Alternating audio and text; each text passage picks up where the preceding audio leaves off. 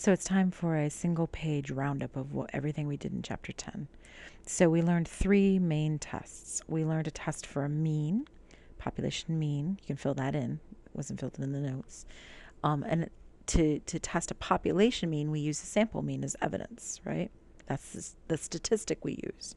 We tested a population proportion, then we used a sample proportion for it, and then variance and standard deviation, and we used variance and standard deviation to test them. So what distribution do we use? And this is the one we learned in section. Oops, I'll give you the section first. We learned this in 10.3. Okay.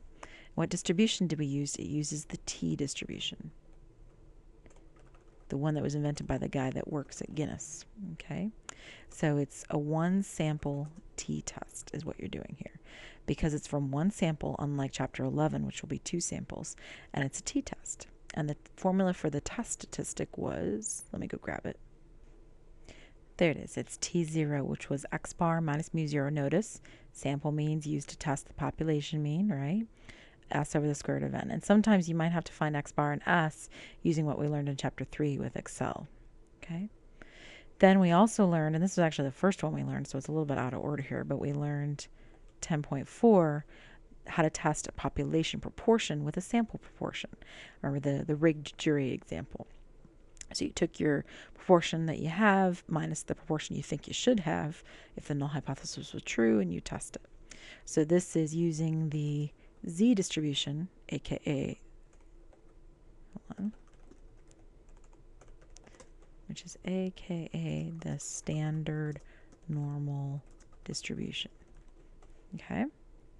All right, now what type of test are we doing? Well, we're doing a single proportion, so one proportion Z test. Okay, it's a Z test because you're using the Z distribution, but it's for single proportions, as opposed to 2 proportions, which you're going to do in chapter 11. Yes. All right, then we have our last one, which was the chi-square distribution. I'll insert the symbol. Insert. I'm going to have to go find chi. Hold on one sec. There it is, the chi-square distribution. So that's a chi-square test of variance or standard deviation, depending, right? It's a one sample, though. One sample chi-square test. Okay, 2 samples we'll deal with later. All right, and we learned this in section 10.5. Not 109.5, 10.5. There you go. And then there's the formula for the statistic. So let's keep this in mind. If they're asking you to do a test on a mean, that's going to be one of these guys that uses the T. If they're asking you to test on percentage or proportions, that's one of these ones, right? And if they're asking you to test either the variance or the standard deviation, you kind of do both of them together, and that's this one. Okay. Remember, the p-values are especially difficult to find for the chi-square, so I recommend StatCrunch.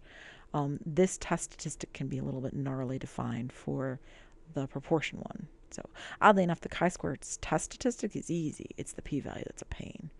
Okay. And also remember that t and chi-square got a little bit better in the newest version of Excel. The old version of Excel, they're a little bit rougher to work with.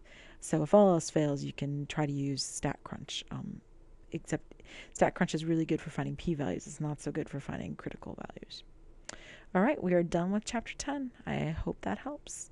And I'll see you back here for chapter 11.